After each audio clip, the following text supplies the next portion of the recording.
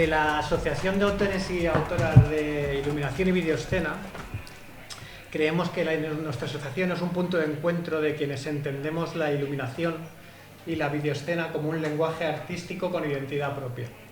Estamos aquí para defender la autoría de nuestro trabajo, dar visibilidad y reconocimiento a la profesión e impulsar el conocimiento compartido y el crecimiento colectivo del sector.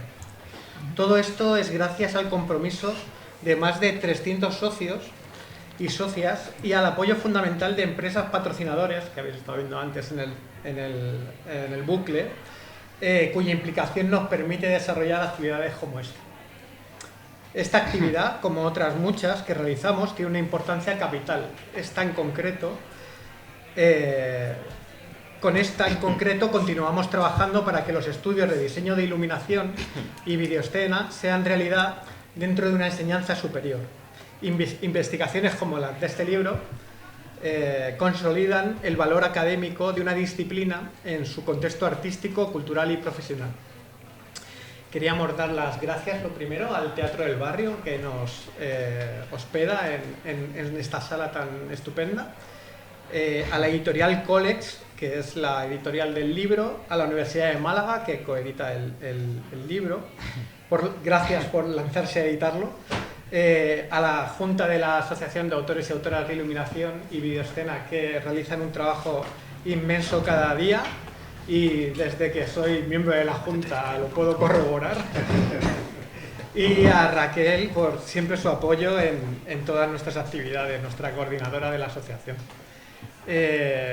Bueno, cómo no dar también las gracias a los contertulios que tenemos hoy con nosotros. Voy a empezar por presentar a Ana Sedeño. Ana es autora y coordinadora del libro, es doctora en comunicación audiovisual y profesora titular. No voy a explicar todo su currículum de todos, porque si no sería la actividad completa, pero voy a hacer un pequeñito resumen. Trabaja en la Universidad de Málaga y sus líneas de investigación tienen que ver con la música en relación con los medios audiovisuales, el vídeo musical y las prácticas audiovisuales en el panorama contemporáneo, con especial énfasis en formatos como la videoperformance, la videoescena, la videodanza y las nuevas prácticas escénicas y audiovisuales. También es creadora audiovisual y performer. Bueno, gracias Ana por estar aquí. Voy a terminar de presentar a los otros contertulios. Teníamos a Carmen Gaona también, pero ha sufrido un percance y no ha podido asistir. Al extremo de la mesa tenemos a Gustavo Montes. Gustavo Montes es doctor en Ciencias de la Información por la Universidad Complutense y licenciado en Periodismo por la misma universidad. Ahora mismo es profesor en la Universidad Rey Juan Carlos. Es especialista en el estudio de la videoescena, la introducción del medio audiovisual en la representación teatral, en el análisis narrativo del audiovisual y en periodismo narrativo, entre otras líneas de investigación. Tengo que decir que gracias a Gustavo Montes yo conocí el término de videoescena, acuñado por Luis Zenón, y a partir de ahí empecé hace ya unos cuantos años, como, no sé, muchos, como 20 diría yo. Empecé a utilizarlo en mis montajes como nombre de disciplina, ¿no? Y por último tenemos a José Manuel Teira, doctor en estudios teatrales por la Universidad Complutense de Madrid, ingeniero de telecomunicación por la UPCT, máster universitario en estudios avanzados de teatro por la UNIR, donde también ha impartido docencia, colaborador en varias universidades, es experto investigador de la dramaturgia de la videoescena, de las artes escénicas, cuenta con publicaciones en diversas revistas especializadas y ha participado en proyectos de investigación e innovación docente en artes y educación. Como veis, son gente muy versada en el tema, así que hoy voy a estar solo yo haciendo preguntas y por fin vamos a hablar de la videoescena sin que yo hable y van a hablar ellos sobre todo. Como inicio de la mesa me gustaría hablar sobre todo del libro. Lo primero, me gustaría que Ana nos contara un poquito sobre el libro, sobre cómo surgió la idea de este libro y bueno, cómo fue el proceso, cuáles eran los objetivos de escribirlo, ¿no? Muy bien, pues muchísimas gracias. Buenas tardes a todos, gracias por estar aquí. Y bueno, lo primero, evidentemente, tengo que dar las gracias a Yves por la invitación, por la... por la invitación, por la organización del evento, especialmente a su junta directiva, a Álvaro Luna, bueno, a Raquel, también por todo lo que es todo el elemento, digamos, organizativo, y bueno, para mí es un honor estar aquí presentando este trabajo y con mis compañeros Gustavo Monte y José Manuel Teira, a los que he leído y bueno, he trabajado también tanto sus textos, ¿no? El trabajo, el libro que se presenta está en torno a el campo, ¿no? Un campo artístico que es flamante o innovador, bueno, bastante nuevo dentro de las prácticas audiovisuales contemporáneas, que sin duda son híbridas, o sea, que tienen una gran capacidad para hibridarse con otros medios, en este caso con el teatro o las prácticas performativas. Y bueno, pues en torno al trabajo que llevamos realizando desde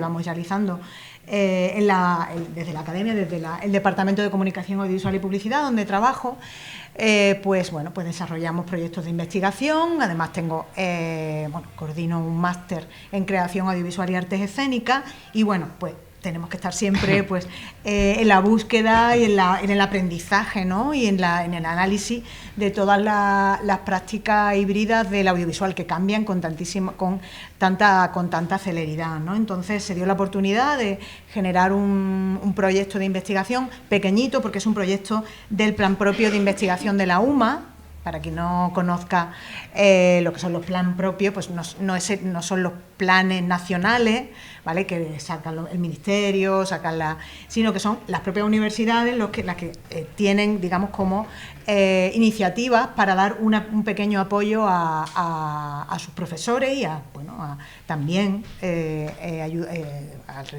digamos, a las redes o a grupos de investigación, donde hay también alumnos, como en este caso, doctorandos y alumnos de máster, y bueno, pues nos apoyaron con una pequeña ayuda con la que comenzamos con este proyecto, que, para decir su nombre exactamente, es Dramaturgia Visual, Videoescena y Creación Audiovisual Performativa, forma y procesos de interacción entre visuales en directo y artes escénicas, ¿vale?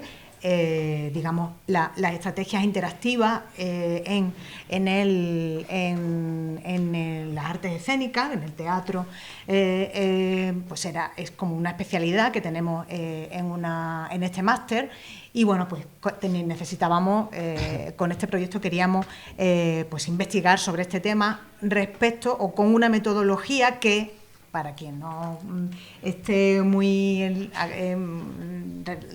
en lo que tiene que ver con la academia, pues nosotros llamamos de investigación artística o investigación creación. Es decir, es una metodología que lo que intenta es aprender sobre la práctica. Es decir, no solo se analiza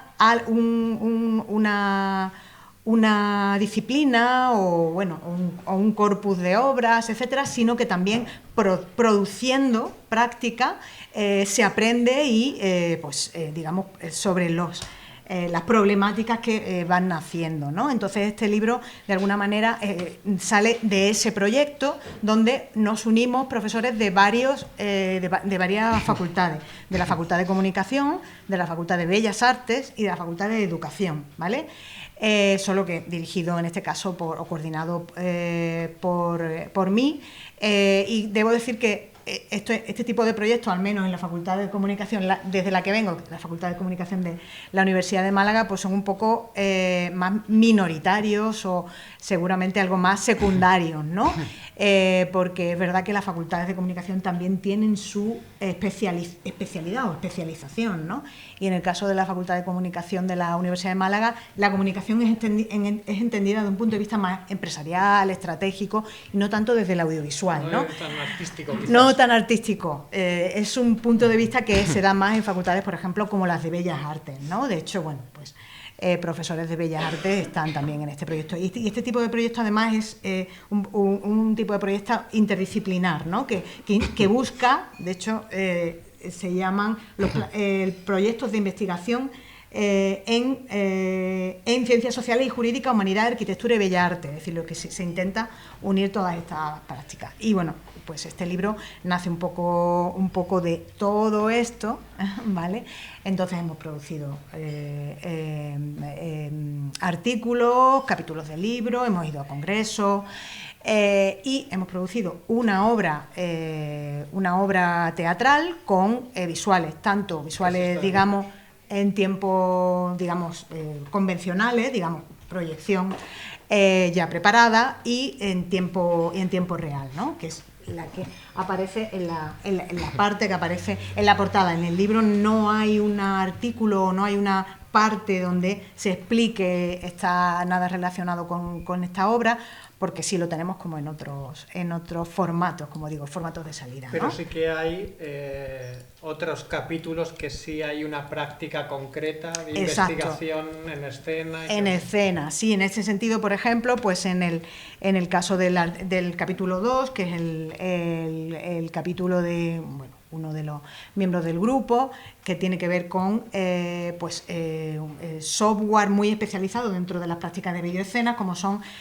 no sé si conocen, Task Designer y Milumin, que son dos herramientas muy potentes, muy especializadas y muy pues también complejas, ¿no?, de realizar y de aprender incluso. De hecho, bueno, pues Juanpe, la persona que escribe este capítulo, pues ha tenido que formarse en varios sitios porque sí son software bastante complejos, ¿no? Entonces él hace una virtualización de uno de los, o intenta realizar una virtualización de un personaje. Entonces en tiempo real ese personaje va respondiendo a la escena en tiempo real a través de lo que se llama en audiovisual performativo o en videoescena la reactividad, ¿no?, entre sonido y visuales. Este es, por ejemplo, el segundo capítulo, que me parece un capítulo a destacar, sin duda. Luego hay un primer capítulo, como no puede ser seguramente, no puede ser de otra manera, un poco más teórico, que es el que escribimos la profesora Carmen Gaona, el profesor José Iranzo Benito y yo, que un poco lo que intenta es hacer una recopilación de todas las teorías, todos los conceptos, o si no todos, pues los más posibles, ¿no?, respecto a de dónde viene la videoescena, ¿no?, que, como decía, viene de una capacidad que tiene el teatro como formato contenedor. O sea, el teatro tiene una gran capacidad, quizás, supongo que de absorción de otros tipos de soportes, de otro tipo de medios, ¿no? Todo cabe ahí, ¿no?, porque es sin duda una manifestación totalizadora del arte, ¿no?, en ese sentido, y que sí, no quiero seguir por ahí, pero sí es un poco, yo le llamo como un poco contraria de la pintura. No quiero seguir por ahí porque podría meterme en muchas cosas, pero bueno, la pintura sí es un arte como mucho más de lo que es la pintura, ¿no? Y sin embargo el teatro está como mucho más abierto, es mucho más contemporáneo, me parece a mí, en ese sentido, ¿no? Siempre está en proceso, siempre está como redefiniéndose, ¿no?, porque tiene capacidad para incluir todos estos nuevos soportes y todos los que vengan, ¿no? Porque el libro, no lo hemos contado, pero el libro se estructura en diferentes capítulos, sí, en el que cada capítulo está escrito por un autor o por un profesor, y algunos son con base práctica, otros son solo de investigación, otros son de estudios. Bueno, hay hasta un estudio sobre el videoarte en Dakar y bueno, son muy diversos. O sea, no es un manual el libro, es más que nada como diferentes artículos académicos sobre videocreación y audiovisual, ¿no? Sí, claro, iba a desarrollar un poco esta idea, que claro, es sobre videoescena, pero claro, también sobre el vídeo en todas las artes performativas. Entonces, claro, si hay un capítulo dedicado a seguramente la forma de videocreación más primera, digamos lo que viene a ser la producción de obra de obra monocanal, ¿no? De la videocreación en su sentido más primero, ¿no? Como hacían Nam June Paik y todos los de los años 60, cuando nació, digamos, el videoarte y la videocreación, toda la parte más instalativa. Luego hay otro capítulo que sí tiene que ver con la relación del vídeo con los sensores, con la inteligencia artificial, es uno de los últimos capítulos. Hay otro sobre vídeo inmersivo, también otro de mis doctorandos que está realizando su tesis sobre esa parte específica, ¿no? Cómo hacer pues instalaciones sonoras inmersivas donde el vídeo puede tener también cabida, y debe ser de uno de los últimos. También hay uno sobre un poco más específico sobre el texto en la videoescena, lo que tiene que ver con la parte más verbal o textual del teatro. Tenemos también una entrevista con Álvaro. Menos interesante del libro. No, al contrario, es muy interesante, ahora podemos hablar de ella y de todo lo que se aprendió también. Aprendí también de toda esa entrevista. Y bueno, van desarrollando un poco estas ideas. No sé si me dejo alguno. Creo que más o menos sí, yo creo que esos son todos los capítulos, un poco diversos, o sea, una videoescena entendida desde un punto de vista abierto, ¿no? Porque claro, son compañeros del proyecto y bueno, tienen también que tener cabida en la escritura y en trabajo, ¿no? Y eso es lo que un poco hemos querido hacer.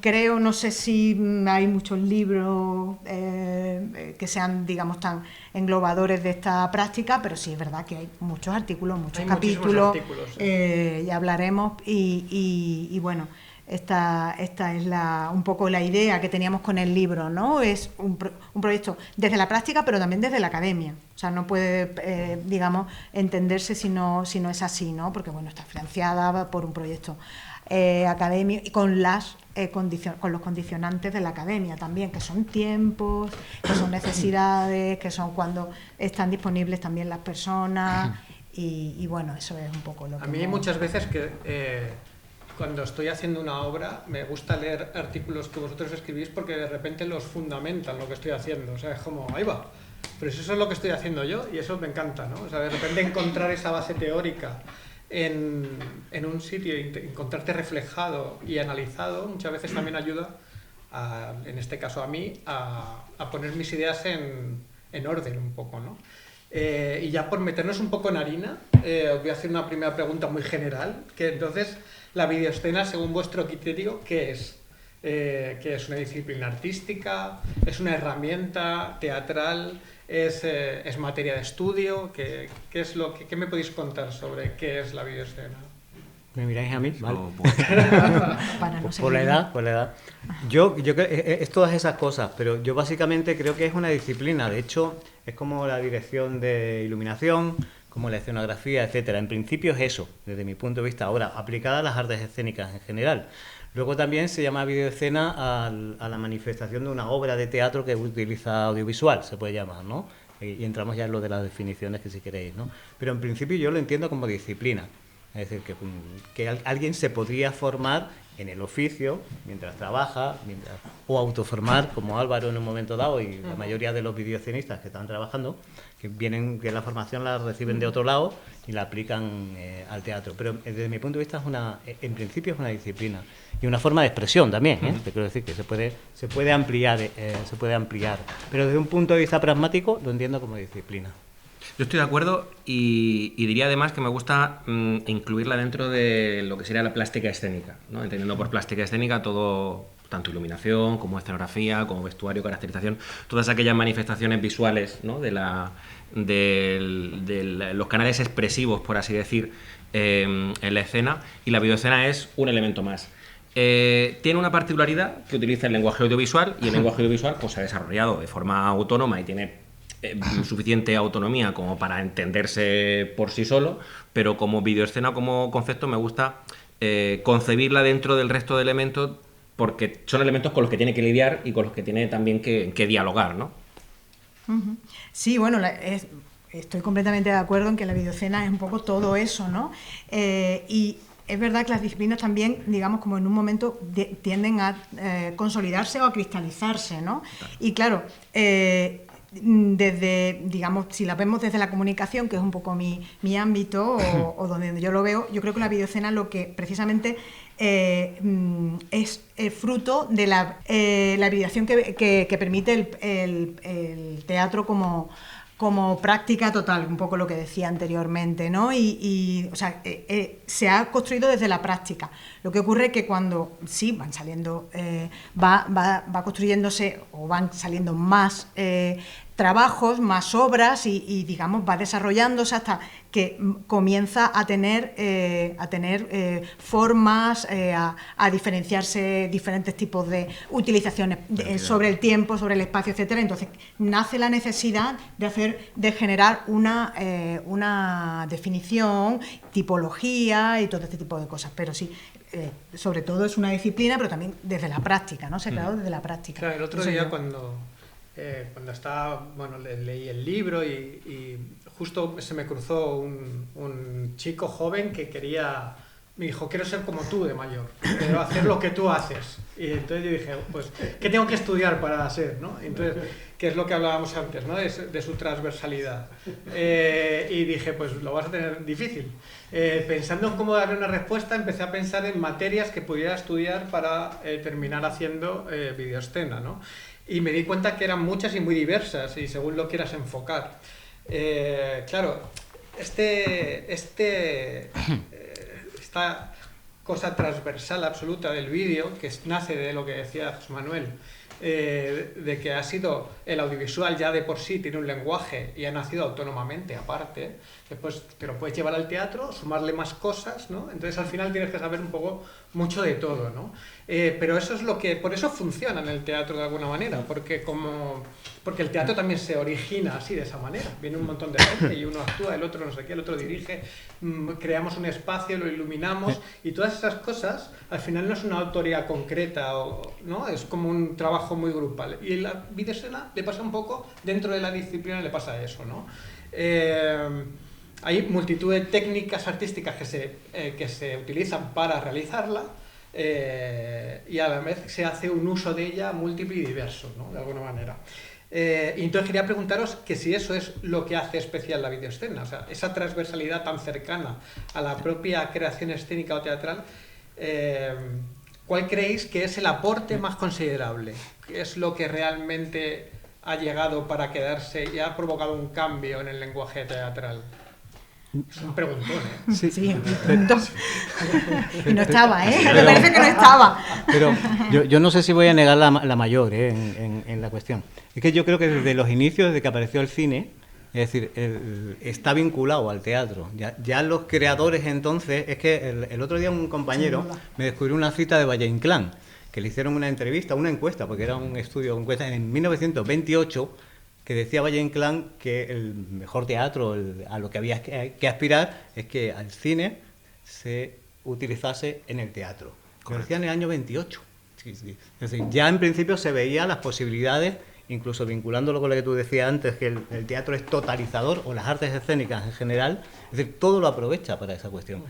Aparte que no son dos artes tan diferentes, o sea, las dos sirven para contar historias, cada uno de una manera y de otra. Es decir, usar el audiovisual o la luz, te estoy señalando a ti, Juan, o la escenografía para ayudar a contar una historia, es obvio, es algo que los creadores ya están ahí por utilizarlo, ¿no? Entonces, ya de por sí, la naturaleza de un arte y otra nos lleva a la hibridación de las dos, ¿no? Total. Me gustaría, recogiendo una cosa que decía Ana antes, ¿no? Respecto de que es un arte totalizadora, el teatro, ¿no? Que lo absorbe todo, que me gusta mucho como Santiago Trancón, en un libro que se llama Teoría del Teatro, dice que el teatro tiene la capacidad de teatralizar todas las artes, ¿no? Muy wagneriano esto, ¿no? La pintura, la música, ¿no? Es como el arte total. Entonces, cualquier medio de expresión, en principio, tiene cabida, por así decir. Y así es que le pasa al cine, pero desde el principio, como decía Gustavo, pero es que yéndonos a los años 20 o yéndonos a los años 10, incluso. O sea, Piscator ya en los años 20 estaba metiendo, ¿no? Cine. Y en 1915 había gente que salía con una pantalla y que actuaba y había una proyección al mismo tiempo. O sea que El cine tenía 2 días y Méliès ya estaba haciendo espectáculos de cabaret con trozos de película, experimentando, con lo cual tampoco es que la videocena es una cosa de anteayer, de los años 80 y tal. Hay un boom, evidentemente, por la accesibilidad. Por la tecnología. Sí. Por la tecnología. En los años 60, en cuanto se hace fácil conseguir grabar. Los años 80, cuando tenemos el vídeo, ¿no? Hay como hitos, por así decir, pero que está un poco en la génesis de la Yo me voy a ir más atrás, incluso, que siempre lo digo cuando doy clase así a alumnos y tal, que está en el origen del teatro. Absolutamente. ¿No? Porque las sombras en la caverna, ¿no? Que se proyectaban, Absolutamente. al fin y al cabo era una imagen proyectada, ¿sabes? En el que ayudaban a saber quién era el débil, el fuerte, el dios, el mortal, ¿no? Y ya había ahí, pues es una escenografía que eran las paredes de la caverna, estaba él que contaba la historia y utilizaba su propia sombra proyectada, ¿no? Ahora hay focos, ahora hay proyectores, pero al fin y al cabo es la misma tecnología primigenia, ¿no? Bueno. Sí, bueno, yo quería decir en la misma línea, de hecho lo tenía por aquí, que precisamente el manifiesto de las 7 artes de Canudo se da cuando nace, que es un poco lo que tú estabas apuntando, se da precisamente cuando nace el cine, unos años después. En 1910. 1910, muy poco después, en realidad si lo pensamos, pero ya, o sea, en esa idea de que el cine incluía también las artes anteriores, ¿no? Y luego en la vanguardia, con el concepto de hidrodynamics que tenían los alemanes, del absolute film, por ejemplo, de esto de incluir en la pintura el movimiento y el tiempo en la pintura. No, fíjate. Sí, entonces las animaciones de Oscar Fischinger, bueno, cantidad, eso. Todo esto es que está en esa idea de hibridación, es decir, que lo que creo, y por decir un poco o dar una idea un poco más, que ahora se consolida, es que creo que en la propia práctica de los últimos años, lo que llamamos el teatro postdramático, ¿no? El hacer que el vídeo esté dentro del teatro y esa concepción del teatro como no únicamente pensado desde el texto, sino desde la dramaturgia visual, ¿no? Y ahora podemos hablar también de esto un poco, es que esto ha ayudado a sistematizar prácticas y lo que ahora creo que está aportando el vídeo es como una especie de capacidad para incluirse en el núcleo de convicción de la obra, ¿no? Es decir, la obra está pensada para que el vídeo aporte a qué es lo que se está narrando, cuál es la puesta en escena, y creo que eso se da por la propia práctica y se da en lo que tú también decías, es decir, de estar allí trabajando con el director, trabajando con el escenógrafo, trabajando con los iluminadores y de hablar y a ver cómo podemos hacer esto para que todo tenga sentido entre sí. De la manera práctica y una base muy diferente a cuando te llaman desde el principio, entras dentro del equipo y la posibilidad de elegir de alguna manera lo que se va a hacer entre todos, a cuando te llaman de encargo para hacer una cosa concreta. Exacto. Porque cuando llaman a una cosa concreta, haces esa cosa concreta, pero cuando, que cada vez hace menos, por desgracia, cuando te llaman desde el principio, entrar dentro del equipo creativo y se puede aportar desde el inicio, ¿sabes? Claro, ya es una disciplina como cualquier otra, ¿no? Ya es una parte de la escenografía, la videoescena, la iluminación, la dramaturgia, pues todo el elenco, ¿no? de disciplinas. Claro, el tema es que cuando con el teatro postdramático, yo siempre pongo el ejemplo de Svoboda, por ejemplo, ¿no? Que de repente empezó a utilizar todas esas escenografías en las que el vídeo tenía un protagonismo importante, pero no era para nada decorativo, ¿no? O sea, él valoraba mucho el espacio dramático, el espacio escénico y la flexibilidad de las proyecciones. Porque podía cambiar él lo llamaba humores, los humores de la obra, ¿no? Podía cambiar los humores de la obra según iban cambiando la línea dramática o semántica de la función, ¿no? Y a partir de ahí ya explotó todo. Esto estamos hablando de los años finales de los 50, ¿no? Entonces, ¿qué es lo que se hace antes? Se hace el texto postdramático y entonces se crean nuevas técnicas para explicarlo, o las nuevas técnicas que están saliendo modifican a los autores cómo escriben, ¿no? O sea, quiero decir... no sé si me Otro entiendes. preguntón. Yo, si me voy a ir por el camino de medio, me vais a permitir que no me moje mucho, en el sentido de decir que son cosas que se realimentan, ¿no? Está antes el huevo o la gallina. Como una banda de música quiere dar un espectáculo, se crean determinados focos para que puedan atender esas necesidades, ¿no? Entonces, y como esos focos están disponibles, otro lo utiliza de otra manera. Entonces, hay una evolución paralela, en cierto modo. Yo creo que el artista tiene siempre la inquietud de buscar nuevos medios para poder expresarse, y la tecnología, en el momento en el que se pone al servicio de la escena, puede ser reutilizada y puede evolucionar al tiempo.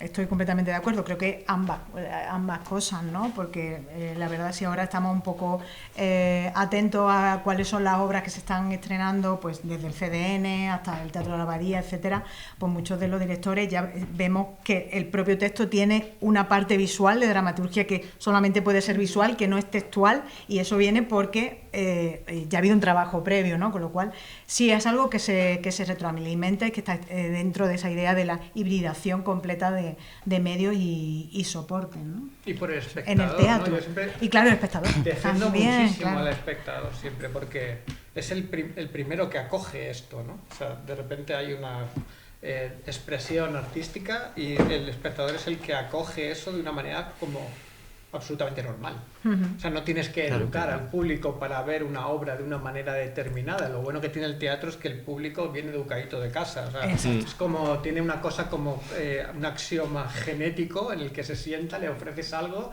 y va a sacar siempre algo, que no pasa en el cine. O sea, yo siempre pongo el ejemplo de que existen los festivales de cine experimental, pero nadie dice, no he ido a ver una obra de teatro experimental, porque la mayoría de las obras de teatro son experimentales. O sea, hay muchas formas, ¿no? muy diversas, ¿no? Pero bueno, quería dejarlo un poco ahí. Quería hablar ahora un poco del espacio y el tiempo en la obra dramática. Ha sufrido un cambio radical desde la inclusión de la videoescena en los últimos montajes. ¿Por qué resulta tan importante esta aportación y cómo se produce?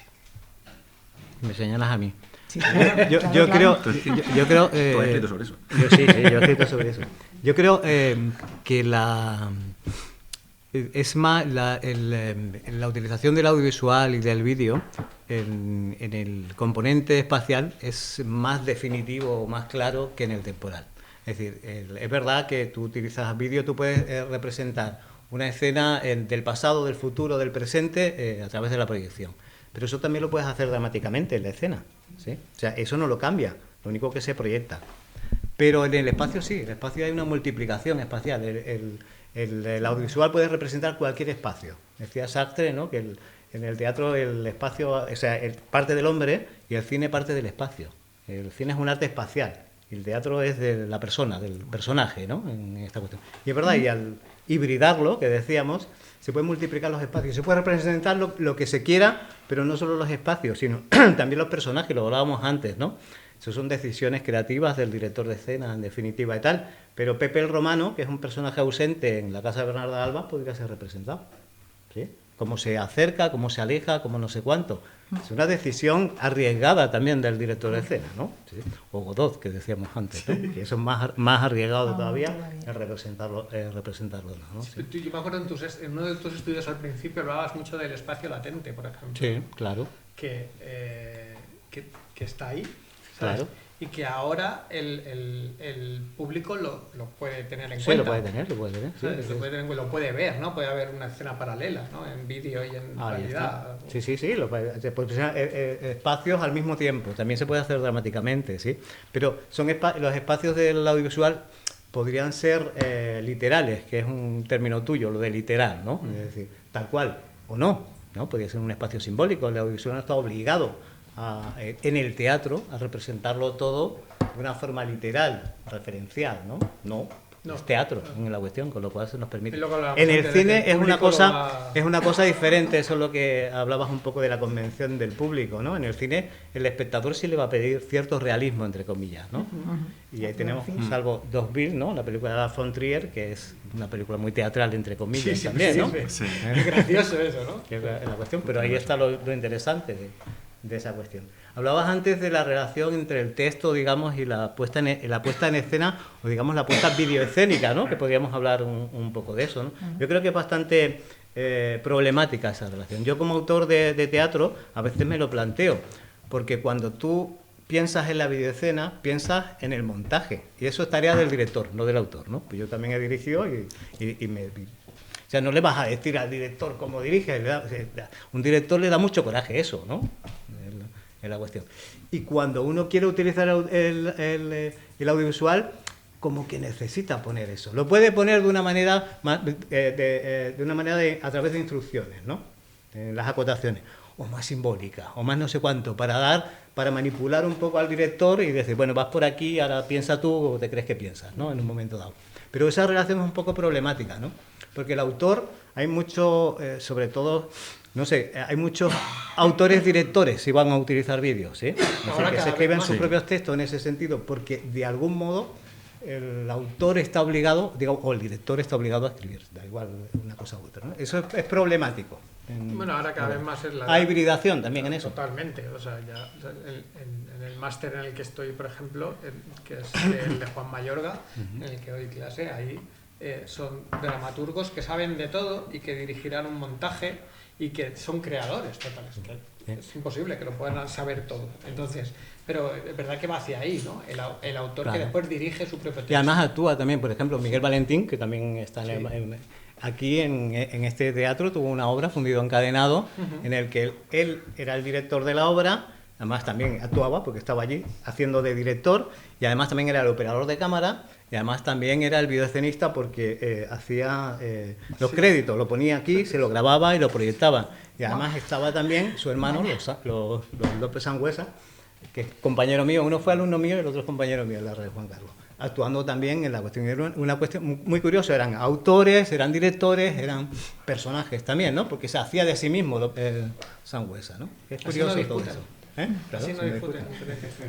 A mí me gustaría recoger un hilo a colación de que aparezca la videoescena directamente desde el texto. Creo que Frank Richter, por ejemplo, lo hace, ¿no? Él dirige con videoescena y en el texto ya pone, aparece un vídeo, ¿qué tal? Entonces, aparte de, ¿no?, esa posible aparición desde el propio texto literario dramático, que también, como decía Ana, no puede ser del núcleo de convicción del espectáculo, aunque no esté escrito, que no sea, decía Álvaro antes, llegas a hacer una cosa, ¿no?, que te han encargado y en un momento dado pues puede ser de alguna manera accesorio. Yo creo que la clave está, o para que la videoescena realmente tenga un papel, digamos, nuclear, ¿no?, o que se integre con el objetivo de escenificación, con lo que se quiere contar, que tenga ese papel fundamental que un profesor mío, Juanjo Villanueva, decía que si no estuviese el vídeo no se podría contar. No se podría contar de la misma manera, ¿no? A mí me gusta mucho cuando cuenta el ejemplo del Unamuno, que era un monólogo y luego entraste con el vídeo y entonces se convirtió en un diálogo y ya como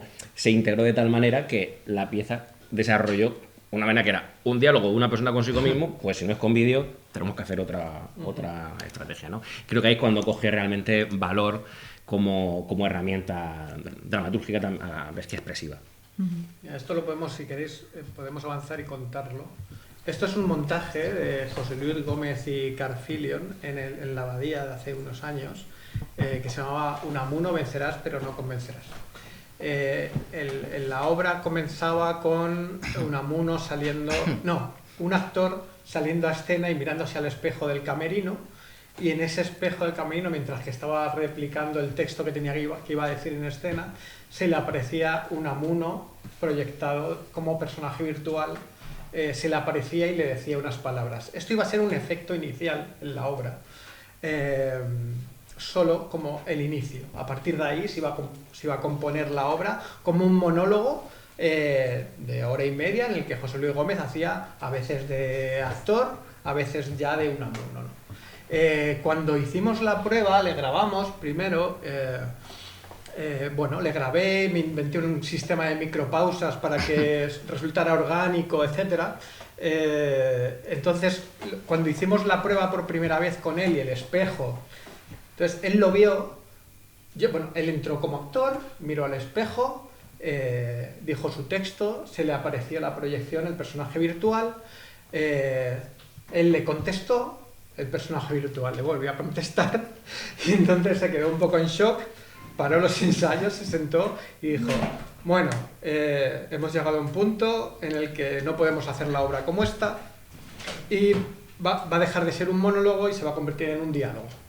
Entonces el personaje virtual va a estar todo el rato en escena, a veces va a ser un amuno, a veces va a ser el actor, porque esto era un giratorio, entonces a veces dentro del personaje virtual y el actor cambiaban. A veces era uno, a veces era otro. Tengo alguna otra foto para que lo veáis. Aquí se ve más claramente que era un personaje virtual con la desaparición de las piernas por la luz que había en el suelo reflejada. Que eso cambiaba según tu posición en el patio de butacas, porque había veces que estabas más abajo, entonces le veías perfectamente, pero si estabas más arriba, pues claro, le veías desaparecer un poquito más, ¿no? Bueno, esto yo siempre lo pongo como ejemplo de origen dramatúrgico de videoescena, ¿no? O sea, hay un factor nuclear, como decías, que rompe un poco la disposición dramatúrgica de la obra y se convierte en otra cosa, ¿no? Hay un capítulo, en el segundo capítulo, ¿no es?, en el que se habla de una experiencia de un profesor, no, de un profesor, no. Juan Pedro es alumno nuestro, Es sí, alumno, era que estaba haciendo el del TFM, máster. eso es, estaba haciendo el TFM y quería crear un personaje virtual con Godot, en Esperando a Godot, ¿no? Entonces lo que hizo es esta audio-reactividad con Touch Designer y tal, como ya no era un personaje virtual como este, que es un personaje realista, ¿no? Sino era más bien un ente que reaccionaba al directo, ¿no? Bueno, pues esto también puede ser... bueno, os lanzo la pregunta. ¿Cómo creéis que se puede lograr que esa presencia virtual tenga un peso dramático real? Wow. Pero eso es una pregunta así como en cualquier obra de teatro, depende de la historia que se esté contando, ¿no? En el artículo hay una frase, ¿no?, que dice Juan Pedro, ¿se llama? Que no recuerdo exactamente la frase, pero es que no la recuerdo ahora mismo. Pero él dice una frase como realmente el problema que tenía era como dar a ese ente, a ese Godot, un peso dramático real y no se quedara en un trampantojo o en una virtualidad decorativa o en algo... O en solo una voz. Creo que era eso un poco también lo que quería decir, que bueno, que personajes virtuales con una voz en off, etcétera, pues verdad que sí, aparecen en muchas obras de teatro, ¿no? Que él quería darle una parte, entidad visual, sí, creo que es esto lo que él ha querido. Y bueno, pues generó pues una forma que reaccionaba a la voz del actor que estaba en escena, ¿no? Entonces, ¿cómo se puede crear? La verdad es que en este caso, yo que he visto La Pequeña, o sea, es una obra, una pieza bastante corta, ¿no? Bueno, no queda mal en ese sentido de que es como un momento dentro de la obra, ¿no? Pero bueno, es una especie de forma que va modificándose, como un trapecio que va con una serie de cambios en los lados y bueno, hablábamos de que, claro, que Godot es un personaje que en realidad no existe y que él le da una existencia. Está dando presencia física a algo que realmente no tiene que... Claro, esa era la discusión ya más allá de recursos, de la videoescena. La decisión es buena o no. Pero sí, yo creo que sí, personajes virtuales se pueden crear. De hecho, algunas de tus obras, ¿no? Hay algún intento, ¿no? Personajes que dialogan o hablan con personajes en escena que hablan con personajes virtuales, ¿no? Que están en las proyecciones, que están en las pantallas y bueno, o sea, dependiendo de de qué signifiquen o de cómo sean esos personajes, tienen mucho sentido, porque por ejemplo, si esos personajes son pues ese personaje suyo, o sea, el mismo personaje en el pasado o personajes como por ejemplo la de Cicerón, ¿no? Que son como un tribunal, que no recuerdo ahora sí, es el Senado, ¿no? Es el Senado, entonces hablan con... creo que quedan bastante bien ese tipo de personajes, son parte del núcleo total de la obra y cómo los haríamos si no fuese así, parecerían otros personajes, ya sería otra obra, ¿no? Entonces ahí si la videoescena tiene ese peso, yo creo que sin duda se puede lograr, claro que sí. Volviendo a la génesis histórica, Robert Edmond Jones, que es un tipo que en los años 40 escribió sobre esto, y a mí, que sea en los años 40, lo digo y lo releo y me sigue fascinando, ¿no? Que hablaba de la subjetividad y la objetividad, la conciencia y la inconsciencia, ¿no? Como el cine en principio se nos presenta como algo aparentemente realista o con un cierto viso de realismo, y el teatro, ¿no? Pues tiene ese otro carácter, también esa materialidad frente a la inmaterialidad. Creo que podemos jugar mucho con esto, con la forma y con el para qué, ¿no? Entonces nos permite, pues, aquí estoy yo y aquí está mi conciencia, o está mi alter ego, o es un ser sobrenatural, como decíamos, ¿no? En el Senado de Cicerón, que se ven ahí como seres enormes, o es el Unamuno, que es el doble videoescénico, ¿no? Como yo lo llamo, que está a la misma altura o equivalentemente al actor. Entonces creo que tenemos muchas variantes, o a veces lo hace también Agrupación Señor Serrano, que utiliza el vídeo, bueno, que sin vídeo no existiría Agrupación Señor Serrano, la réplica de acciones. Pongo una cosa en vídeo y replico las acciones. ¿Qué pasa cuando hay una acción en vídeo y tengo otra acción que estoy haciendo físicamente? Pero es la acción física la que reacciona o la que responde al vídeo, que es el que manda. O sea, lo físico está supeditado a lo audiovisual. Entonces, yo creo que es jugar con ese diálogo, ¿no? Entre la escena y la videoescena, en este sentido como opuestos, entre objetivo, subjetivo, consciente, inconsciente, material, sí, inmaterial. Puedes jugar a lo mismo, puedes jugar al contraste, sí, eso está claro. Sí. O por oposición o por complementariedad. Realmente lo que estamos haciendo a utilizar el vídeo en las obras de teatro también es reflexionando sobre lo mediático, ¿no? Es decir, las pantallas por todos los lados, los vídeos, se quiera o no se quiera, es una reflexión sobre eso lo que se está haciendo, ¿no? Se está apuntando a eso, o sea, tenemos pantallas por todos los lados, tenemos imágenes por todos los lados, incluso a veces las imágenes registradas, vistas en la tele, nos parecen más reales que las reales. Es más, utilizamos esto para darnos realidad, ¿no? Ahora nos grabamos así y eso es lo real, lo que aparece todo esto, simplemente el hecho de utilizar el vídeo es una reflexión sobre esa cuestión. Total. Más allá de que el Valle Inclán, Unamuno o cualquiera de estos ejemplos que hemos puesto podían ser interpretados por actores, ¿no? Es decir, un monólogo puede ser dialogado en dos actores, es decir, dos actores que interpretan el mismo personaje, uno en otro tiempo, otro en otro. O sea, más allá de eso, que es un recurso que no lo sustituye, se podría utilizar de esa manera también, incluso, tú lo comentabas antes, incluso alternándolo en la misma puesta en escena, ¿no? Sería muchas posibilidades. El vídeo no es excluyente, se viene a complementar, a añadir, a sumar, que no va a sacar cosas, ¿no?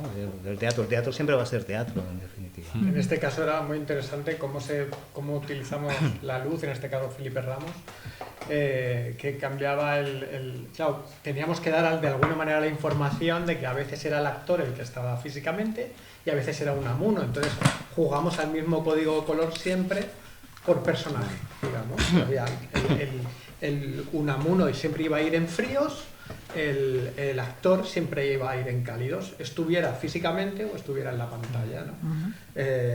Bueno, eso también, ese diálogo con la luz, con la iluminación, que nos ayuda tanto, ¿no? Porque cuántas obras vemos que metiendo un vídeo se ha estropeado la escena, ¿sabes? Y cuántas que cuando no se cuida la luz, igual, ¿no? De repente no tiene digamos, el impacto que debería tener ese vídeo, ¿no? Ese equilibrio también es el que por eso la asociación se llama de iluminación y videoescena. El equilibrio es el que tiene que estar en todas las puestas, ¿no? De alguna manera, ¿sabes? Y otra cosa es que el vídeo también puede ser luz. También puede iluminar. O sea, la Absolutamente. proyección, que eso no se utiliza Muy buena tanto. votación. Sí, no, o sea, creo que ¿Qué es luz?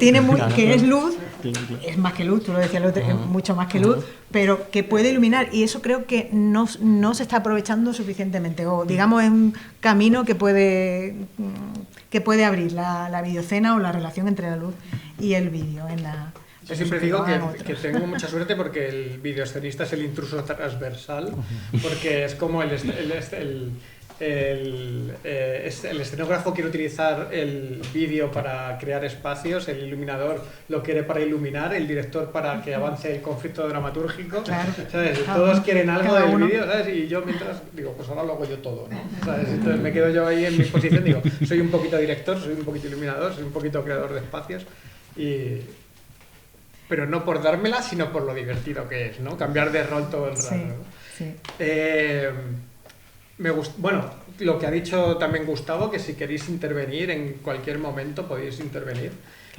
Os va a pasar un micro porque lo estamos grabando para que pueda ser disfrutado no solo por vosotros aquí en directo, sino que se quede en los fondos de YouTube de la asociación y que pueda ser consultado en cualquier momento. Así que os vamos a pasar un micro y podéis...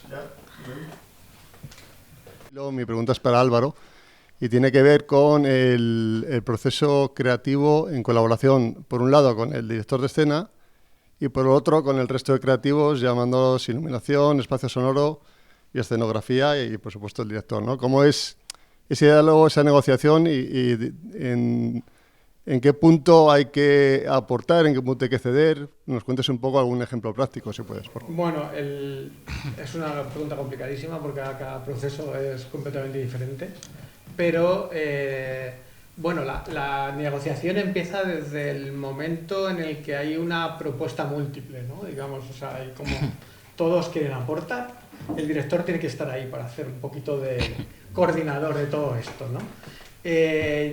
Yo siempre pongo el ejemplo de una vez que hice un vídeo para una obra de Gerardo Vera, que no recuerdo si era Madre Coraje o, bueno, ahora no recuerdo cuál era, pero, o Karamazov, quizás. Bueno, hice un vídeo que estaba orgullosísimo de él, que creía que tenía un montón de inputs para el público, y lo vio, se rió y dijo, me encanta el vídeo. Y me dice, pero vamos a quitar la mitad. Dice, porque estás contando lo que yo quiero contar un poquito más adelante en la obra. Ah. Entonces, claro, o sea, y ahí está la razón la tiene el director. Porque él es el que sabe dónde quiere llevar la obra en cada momento, ¿no? Entonces, está muy bien el aporte, yo creo que hay cosas que se descubren en el proceso, hay muchas cosas que se descubren en las grabaciones de luces, por ejemplo, con mi amigo Juan Gómez Jornejo, con el que he compartido muchos procesos de muchas mañanas de grabación de luces y algunas noches. Bueno, ahí se descubren cosas que solo las vemos nosotros, porque estamos ahí tranquilitos con todo nuestro tiempo, ¿sabes? No tenemos a nadie que nos moleste, ni no nos tenemos a ningún actor que nos moleste por medio. Entonces, te puedes dejar llevar por la plástica teatral, ¿no? Entonces, esa negociación es constante, por ejemplo, con luces, pero no hay una negociación de voy a defender lo mío, sino hay una negociación de lo que tú crees que puede aportar más a la obra. Entonces, hay un diálogo constante. En otro sentido, con escenografía, las negociaciones vienen antes, porque si esperas a que sea ya en el teatro, estás perdido, ¿no? Yo siempre le pongo mucho interés en la elección de materiales, ¿sabes? Porque no todo funciona igual a la hora de proyectar, no todo funciona de la manera que tú quisieras, porque normalmente es proyección, aunque también hay cosas con pantallas LED, pero la mayoría es proyección todavía, porque además la proyección de alguna manera es luz emitida, funciona más como la iluminación, entonces es más mágico, es más agradable para el público teatral. O operístico, que antes decíamos el arte total, ¿no? Que la ópera añade como la música en directo y de repente ¡boom! Bueno, pues eso es un poco, ¿no? Hay una negociación constante, ¿sabes? En todo el proceso, pero hay que tener claro que esas ideas que tú has amasado con tanto cariño y con tanto y que te has trabajado y que has estado haciendo una semana el vídeo, y después el director dice esto no, pues hay que comérselo, ¿sabes? Defenderlo un poquito si crees que tienes razón, ¿sabes? Intentar, pero la mayoría de las veces no la tienes, ¿sabes? Así que... Y bueno, si hay alguien que quiera aportar alguna cosa más, yo puedo hacer una pregunta ahora sobre inteligencia artificial. Que... Wow. El bicho. Mira.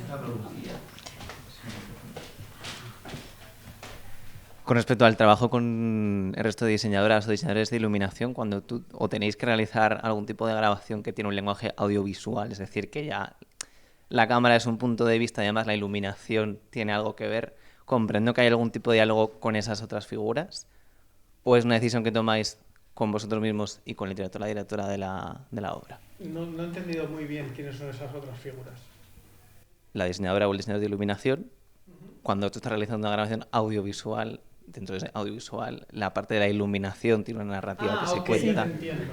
O sea, cuando grabo, por ejemplo, o cuando... ¿no? Efectivamente. Para después, Porque igual que el diseño de iluminación escénico tiene hay una serie de, no sé si son normas, pero una serie de lenguajes específicos en lo visual, tiene su propio lenguaje. Y como habéis dicho, creo que es algo complejo, o puede ser muy interesante esa mezcla que hay entre el lenguaje visual lumínico y el lenguaje teatral lumínico. A ver, es un problema porque lo gracioso de todo esto es que yo, por ejemplo, sé más de iluminación teatral que de iluminación audiovisual. Entonces, cuando grabo una escena, tengo en la cabeza más cuando grabo algo para después proyectarlo o lo que sea, tengo más en la cabeza cómo se hace iluminación teatral que audiovisual. Eso me lo intento quitar, porque sé que después el producto audiovisual actual tiene, digamos, para el espectador lo tiene metido de una manera. O sea, un actor en escena puede tener 2 sombras y no pasa nada, por decirlo así, claro. En un vídeo no. Es así. O sea, o lo tienes muy difuminadito, yo pongo una iluminación teatral para grabar un personaje que después proyecto, y si hago una iluminación completamente teatral, súper contrastada, con varias sombras y tal, no termina de quedar bien. Claro, en ese momento te refieres al diseñador o la diseñadora de iluminación para preguntarle. Claro, entiendo que dependerá del perfil, habrá gente que solo se dedica a la parte teatral. Yo normalmente siempre pido ayuda porque a lo mejor es tener a alguien al lado, ¿sabes? Entonces... No, fenomenal.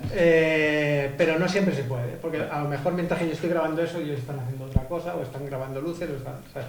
Pero sí, siempre intento pedir ayuda para hacerlo. Y también ellos empiezan a entender la manera de grabar. Quiero decirte que también es un aporte. O sea, yo hay muchas veces que digo, no vamos a hacerlo así. O sea, cuando expliqué que tenían que hacerme un bastidor de 2x1 con un difusor para ponerlo, y decían, ¿pero esto por qué? Si solo pones el difusor en las palas y ya está. Pues no, ¿sabes? No es así. Pues eso también ellos están aprendiendo. Así que estupendo. De todas formas, desde una perspectiva teórica, por lo menos yo entiendo que cualquier contenido audiovisual está en función del contenido escénico.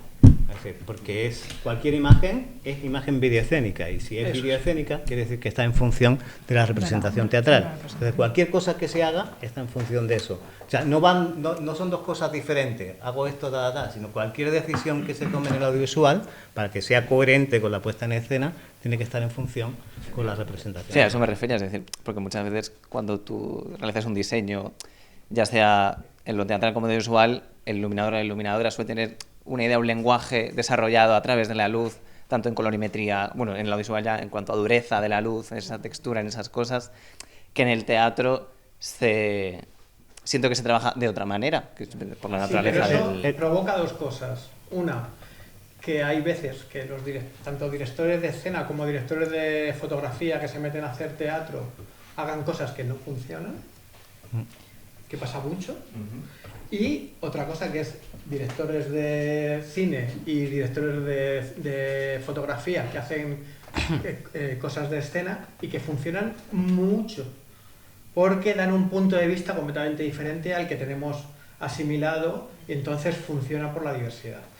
Entonces hay que estar siempre pues ahí, o sea, quiero decirte, por un lado sabiendo tus limitaciones, y por otro lado muy abierto a todo lo que te pueda enseñar nuevo, que lo hay, que muchas veces nos estancamos en lo que funciona, en cómo se hacen las cosas, y sin embargo no siempre es así, ¿sabes? Voy a haceros una pregunta sobre inteligencia artificial. Wow. Bien. Voy a poner esta maravillosa... Parece que vivimos una época de cambio y transición con la explosión de la generación IA o AI. Hay una pregunta que me hago constantemente, que es ¿para qué utilizarla? ¿Cómo utilizarla sin denostar mi autoría creativa? En el artículo de Agustín Linares se dice, más allá de lo espectacular, la pregunta es conceptual. ¿Qué significa compartir agencia creativa con un sistema no humano? Quiero decirte, la inteligencia artificial, ¿cómo la debemos asumir? ¿Como herramienta o como co-creadora? Wow. Bueno, dice guau porque es como complejo, ¿no? Pero yo creo que en el fondo es bastante simple, creo, también, ¿eh? Yo, de mi punto de vista, es una herramienta, ya está. Es decir, no es otra cosa.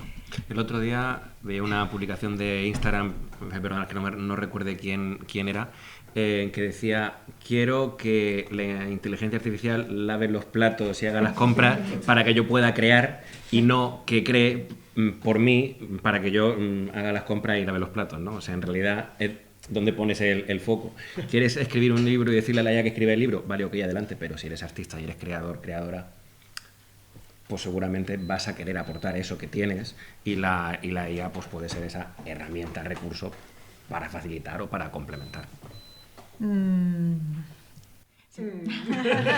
Muchas cosas se me ocurren, pero tampoco una conferencia aquí, ni tampoco voy a decirlo.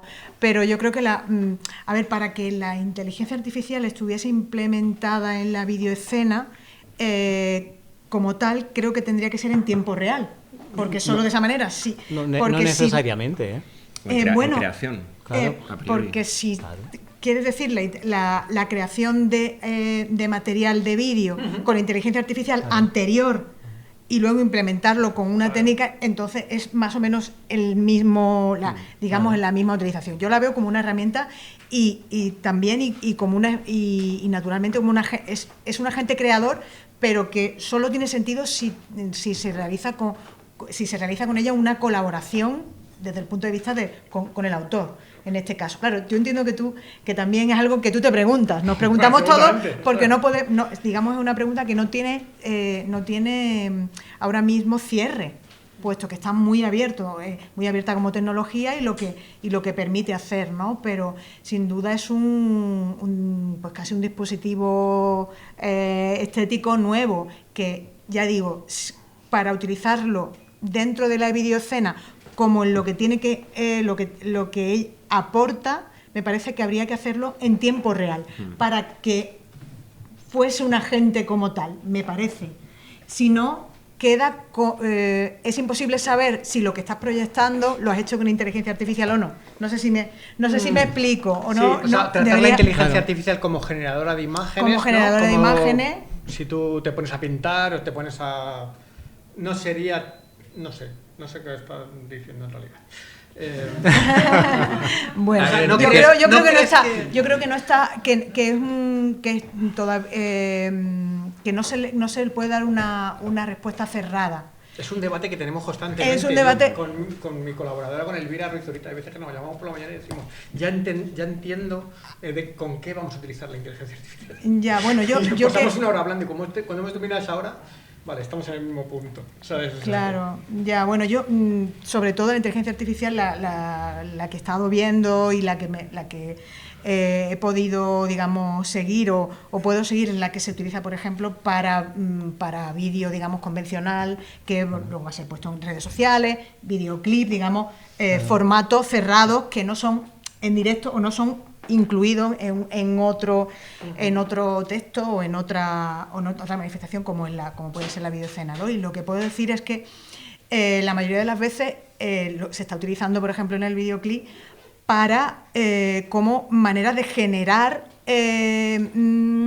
contenido de vídeo que tiene sus propias características estéticas y me parece que está generando como una idea de flujo visual, ¿vale? Genera que casi está haciendo desaparecer lo que tiene que ver con el montaje entendido desde un punto de vista tradicional. Esto del plano. En ese sentido es horrible. En ese sentido es horrible, pero la verdad que digamos, aplicándola trabajando los prompts, generando, es decir, haciendo... Utilizando la herramienta bien. Utilizando bien la herramienta, no simplemente dando un prompt y venga, hazme un videoclip con este único prompt. No, los buenos videoclips o cortos o que están saliendo de inteligencia artificial es que están meses metiendo prompt y generando contenido. Claro. Y ahora, después, monto, aunque el flujo visual que se va creando es mucho más flujo que montaje en sí. Veo un montón de videoclips ahora que todos tienen la misma estética. Sí, eso. La IA se retroalimenta, entonces se retroalimenta con lo que creas, entonces lo que creas vuelves sí, y después que tienen también un montaje de cada 5 segundos, que eso lo odio, ¿sabes? Porque como generan clips entre 5 y 8 segundos, todos los cambios de plano son cada 5 u 8 segundos. Y eso También. es terrorífico, ¿sabes? O sea, no utilizar el montaje por necesidades estéticas o dramatúrgicas o como quieras llamarlo, Sino porque sino es solo eso lo por que- limitación temporal de la propia Exacto. herramienta. Mm. Pero bueno, no deja de ser resistencia humana, ¿eh? O sea, quiero decirte que creo que realmente tenemos, o sea, que nos estamos resistiendo que queremos seguir siendo humanos, ¿sabes? Pero Debemos yo resistirnos, insisto, claro. yo insisto en el asunto, es una herramienta, como tal hay que utilizarla. Y lo único que acelera procesos, ya está. Es decir, lo que tardas tú quieres tener una imagen, yo que sé, un fondo, no sé qué tal, y lo que tardas haciéndolo de una manera artesanal y artística, X tiempo, esto te lo acelera. Y decir, Eso si no te fue gusta, lo una de las cambias. respuestas Y si no, que y si, ayer yo hablaba. y si no, no sé cuánto, creo, te quiero decir. ¿Cómo ¿Qué utilizarla? alternativa? Siempre que el precepto me hace la vida más fácil, la utilizo. O sea, pero hay veces que si me hace la vida más fácil, después me la hace más complicada. ¿Cuándo? Cuando la llevo a la obra, la pongo y no me gusta. Claro, Claro, bueno, entonces. lo cambias. Ese es el problema. O sea, y lo que tú comentabas antes, Ana, de utilizarlo en directo, es decir, eso son posibilidades también que, yo que sé, en la impro, es decir, en un espectáculo de improvisación, en un momento dado se podría utilizar y jugar con la inteligencia artificial y experimentar y ver cómo funciona. Se podría, yo que sé, ¿no? La cuestión. Pero es una cosa Sí, como es una muy concreta, posibilidad. ¿no? Ujú. El asunto. Digamos que para que la IA tuviese agencia, es decir, que fuese digamos, tuviese autonomía de decidir lo que se ve, tendría que ser en tiempo real, porque si no, lo que estamos si es anterior, el montaje final, el que decide qué es lo que se pone, es el mismo el videocenista. Es que- Otra cosa es que podamos decir que impone una estética. La inteligencia artificial impone una estética, que eso sí, una estética Bueno, yo no pulida, una estoy estética- muy de acuerdo en eso de que impone una estética, porque la estética, tú hablas de los prompts, ¿no? Depende también el creador, no lo voy a llamar co-creador porque me resisto a eso. El creador humano es el que impone la estética. Y si te la Muy complicado y si salirse. te la impone la inteligencia artificial, algo está fallando. Es decir, Es que es muy complicado salirse no porque- se utiliza bien la herramienta como herramienta, de mi punto de Sí. vista. ¿eh? Como Sí, Sí, yo creo es que que- siempre que haya un prompt, hay una intervención humana. Claro. Y mientras haya un prompt que sea el que da el input inicial, aunque luego aquello pueda generar la realimentación que sea, las máquinas no se van a revelar. Cuando tengamos a la IA creando por sí sola, Obviamente. generando espectáculos o cosas de forma espontánea, quizá podemos volver al debate. De momento... Sí, yo bueno, también- la cuestión Hay es muchas lo que decíamos de posibilidades. la autoría y demás. Lo vemos en la universidad con los trabajos de los alumnos y no sé cuánto, los trabajos de los profesores también, porque encontramos artículos académicos hechos con IA, que lo ves y te canta que no me vea. Dice, hostia, y esto está, Ahí podríamos hablar esto también está mucho. hecho por este catedrático y este no sé cuánto. Bueno, Igual es que ahí no- podríamos hablar mucho, porque pero bueno. también la IA se está apropiando de Sí. los Total. textos que tiene, incluso Total. que traduces, Total, que tienes total. en Sí, los sí, mensajes enviados. El Turnitin está dando tanto No, por ciento Turnitin muy no alto sir- de Turnitin no texto. sirve para nada. Ya no sirve, sí. Es decir, que todo esto sí es verdad que está en Estoy muy de proceso. acuerdo. Y hay otra cosa con esta cosa del avance tecnológico, que muchos de los estudios o artículos que leo, muchas veces, os hablo ahora ya desde el punto de vista práctico al punto de vista académico que sois vosotros, muchos de los artículos que leo hablan mucho hay muchos artículos sobre la utilización tecnológica o lo más contemporáneo, lo último, los sensores, la realidad virtual, la realidad expandida, las tecnologías que yo veo que van pasando y que se utilizan de una manera limitada, digamos, pero realmente lo que se ve en la escena y se utiliza, que es un vídeo un poco menos experimental y más convencional, se le trata con menos interés. Y me gustaría, tengo la duda de por qué creéis que es esto, por qué la novedad o lo tecnológico vende más, o es más atractivo estudiarlo, o es más fácil de publicar en la universidad. O sea, ¿preferimos saltar de tecnología en tecnología en vez de sacarle todo el jugo a la herramienta? ¿O cómo funciona esto? Ahí ya voy a ser más conservador porque como me considero investigador en el ámbito de la videoescena y estoy escribiendo un libro sobre videoescena y me ciño a videoescena, aunque haya cositas de realidad aumentada y demás, creo que todavía ahí tenemos, aunque evidentemente compañeros y demás han hecho un trabajo maravilloso, tenemos todavía campo, como bien dice Álvaro. Aquí ya podréis decir vosotros, quizá a la hora de plantear un cierto proyecto de investigación, si tiene cierto carácter más innovador porque vas a tratar tal tecnología o porque quieres montar vas a trabajar un espectáculo con realidad aumentada y entonces eso te va a permitir adquirir cierto dispositivo, pues puede ser que por un motivo de financiación o de visibilidad haya alguna motivación. Pero yo insisto en que creo que también nos queda campo. Pero yo creo que no hay debate en esto, porque la realidad aumentada es una cuestión que se puede investigar en el laboratorio. He hecho alguno con eso. No me gustan los resultados escénicamente del asunto, porque no. Pero en el teatro lo que vemos, lo que hay en todos los sitios, no hay realidad aumentada. Pero por eso, no hay no sé cuánto, no se usa, no se puede usar de momento. Ese tipo de tecnologías y menos hacia... Bueno, sí, yo no sé, siempre me encuentro como gente estudiando cosas complicadísimas, ¿sabes? Sí, también hay modas, ¿eh? La neurociencia fue una moda. Es verdad, la neurociencia hubo unos años que... Es una cosa que no veo. Ahora es la inteligencia artificial. Es verdad. Sí, un poco moda. Yo estoy de acuerdo con lo que se ha dicho. Y también hay un poco de esa idea de que hay que incluir lo nuevo, los dispositivos para en los proyectos, pues que bueno, comprarlos o investigar lo último, ¿no? Sino un poco como que parece también te puedes quedar atrás, ¿no? De todo eso, sí. Que podíamos hablar también de todo esto, lo que quiere decir. Publicar, lo que significa, lo que cuesta, esta es otra cuestión, pero sí, ese foco académico puede venir por ahí, ¿no? Lo que decía también José Manuel. Bueno, quería abrir un poco a la sala, si queréis comentar alguna cosa, tenéis alguna pregunta o tenéis... Más. Dentro de lo que es la videoescena, una vez se afronta la obra, entiendo que hay varios géneros, ¿no? Habrá una parte que es narrativa, con lo que habéis comentado de Unamuno, otro que sean actores o personajes.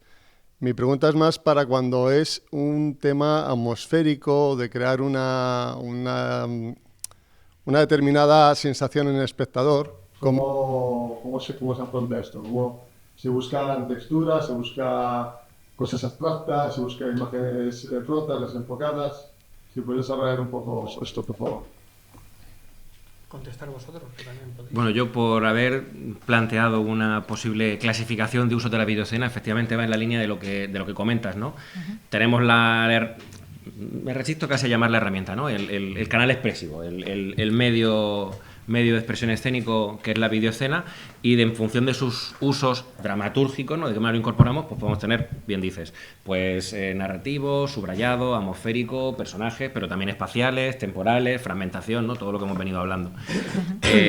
Dentro de lo que es atmosférico, pues igual que la iluminación, ¿no? Igual que la iluminación, aquí están los expertos, ¿no? Puedes utilizarla para generar algo más tenebroso o algo más emocionante o algo más cómico, pues entiendo que el vídeo puede entrar al mismo juego. Lo que pasa es que además de hacerlo con formas y con texturas, pues también podemos ampliar, ¿no? el recurso a todo lo que se pueda mostrar.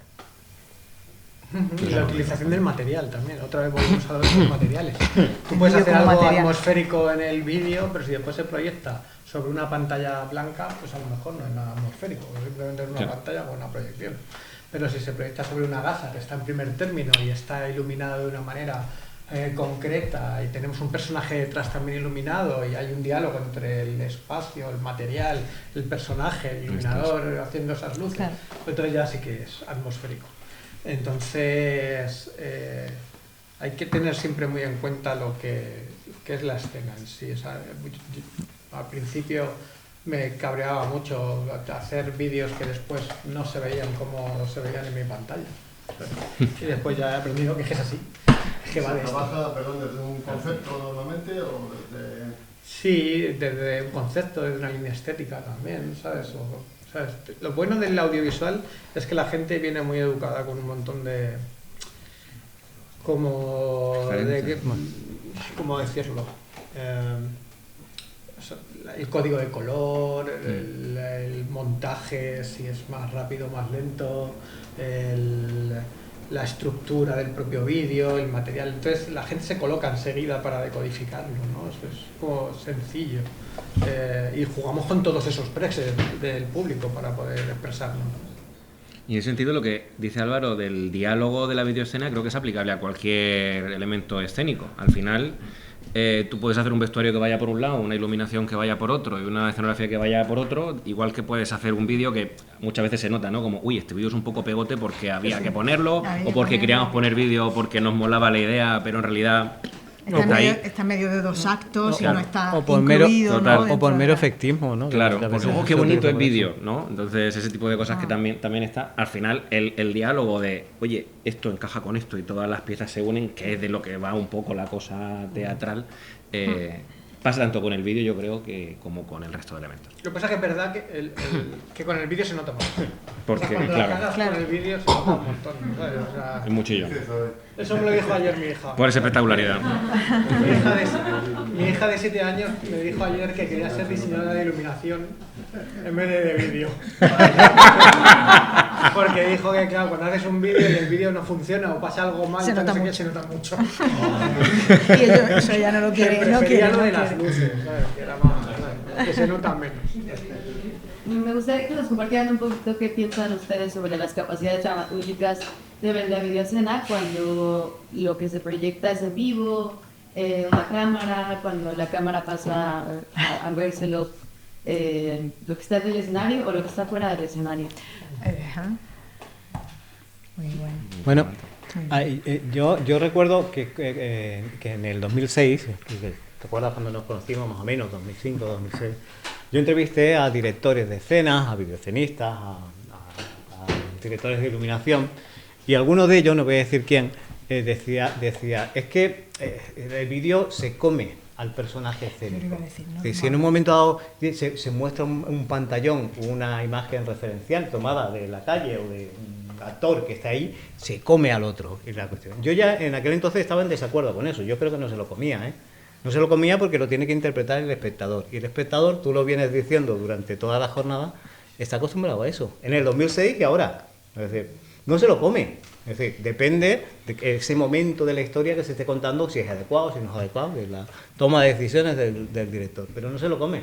Lo mismo pasa con las imágenes tomadas fuera, adentro, tal, que lo decíamos antes por enlazar con lo del espacio. Ahí sí que amplía el espacio escénico, ¿no? O videoescénico. Cuando se puede mostrar cosas de fuera, o de los actores en camerino, o de no sé cuánto, ¿no? Eso, y es muy interesante. Y no creo que desentone por las distintas, por cuando se proyecta. Yo creo que es posible un diálogo en directo de un personaje escénico con un personaje proyectado que esté en el camerino y que puedan estar dialogando. Totalmente. Y eso es totalmente asumible por el espectador si es coherente con la puesta de escena, totalmente. ¿No? Sí, en ese sentido es lo que tú hablas de que el vídeo es como una puerta, ¿no? Claro. Que no lo has dicho, pero la puerta videoescénica la me puerta gusta videoescénica, a mí ese concepto me gusta mucho y cuando en ese tipo de ejemplo es muy claro que permite, ¿no? Permite el vídeo, no se come a lo escénico. Pero la verdad es que más que el vídeo, la pantalla, o el soporte de proyección. Exacto, la pantalla, ¿no? Pero es verdad que hay otro momento que sí creo que se lo come un poco más. Por ejemplo, algo que no hemos hablado, de lo que no hemos hablado mucho, y es cuando no hay, digamos, una representación teatral como tal, sino hay, por ejemplo, una performance de danza. En la danza, que también es un material performativo, sí creo que hay que tener más cuidado, porque el vídeo se puede comer mucho más cuando sobre todo no hay pues un grupo de personas bailando. Yo, que he hecho alguna cosa más incluso que teatral con visuales para danza, sí hay que tener mucho cuidado porque en realidad tenemos que tener muy claro que lo escénico es lo primordial, ¿no? Y es mucho más fácil que el vídeo haga que el espectador esté más pendiente al vídeo que a lo que en ese momento se está bailando, se está representando ahí, ¿no? Pues fallo del director. Pero bueno, fallo del director o que depende, sí, un poco de eso. Pero lo bueno es que como en danza el director suele ser el coreógrafo y siempre va a querer que se vieran a sus bailarines, ¿sabes? Enseguida te se ve más grande en pantalla. Enseguida te va a decir, no, por aquí no, que aquí hace un no sé qué, salta 2 metros por arriba y quiero que esté ahí. Volviendo un poco al origen de tu pregunta, la cámara, digamos, o sea, la utilización de la cámara es un elemento fundamental en muchas de las propuestas videofónicas. La cámara en directo te da unas cosas que el vídeo pregrabado no te lo da. Entre ellas, yo siempre destaco la capacidad de crear la intriga, los niveles de información entre los diferentes espectadores, ¿no? O sea, como una película de Hitchcock en la que tú estás viendo cosas y tienes diferentes niveles de información. Tú ves la escena del niño con el paquete que va a explotar en el tranvía y sabes que va a explotar, pero ni el niño ni los que están en el tranvía lo saben. Entonces tú como espectador sufres por ese niño, ¿no? Hay un tiempo limitado, bueno, todas estas cosas que hizo Hitchcock, ¿no? Esto en la videoescena también lo puedes hacer, porque lo que juegas es con los niveles de información que le está dando al espectador. Tú puedes estar proyectando algo que no está en el mismo nivel de información que tiene el actor. Y eso es fundamental.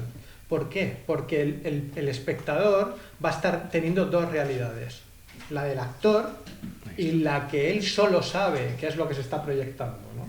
No todo lo que se proyecta es omnisciente, no todo está en la cabeza de todos los actores de la obra, porque si no sería patata todo el rato, ¿no? Entonces hay que buscar esos diferentes niveles de información. Había alguna obra, hicimos una obra, la Fundación, en la que puse cámaras y en esas cámaras se enseñaban espacios latentes, que también hemos hablado antes. Se enseñaban partes de la escena que no se ven desde el patio de butacas.